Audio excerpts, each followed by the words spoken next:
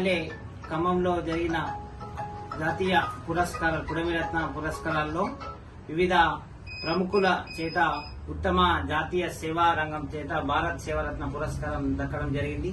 మన నిజామాబాద్ జిల్లా నుంచి ఆర్మూర్ ప్రాంతం నుంచి నేను సెలెక్ట్ కావడం అనేది చాలా గర్వకారణం.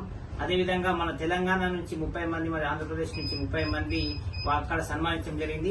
సేవా రంగంలో నేను నిజామాబాద్ జిల్లా నుంచి సెలెక్ట్ కావడం చాలా సంతోషం. జాతీయ స్థాయిలో ఉత్తమ అవార్డు అందుకోవడం.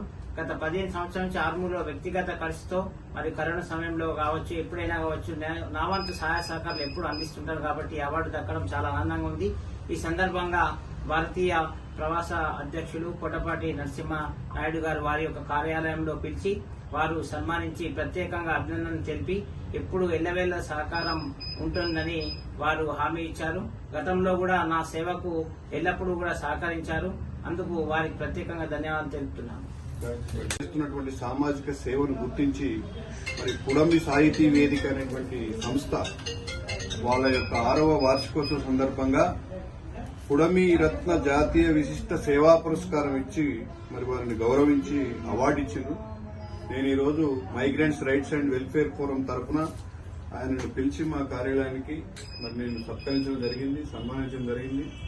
కాబట్టి ఈయన యువకులకు ఆదర్శంగా ముందు కూడా మరింత సేవ చేసి మరి ఇంకా గుర్తింపు తెచ్చుకోవాలని మనస్ఫూర్తిగా ఆశీర్వదిస్తున్నాను.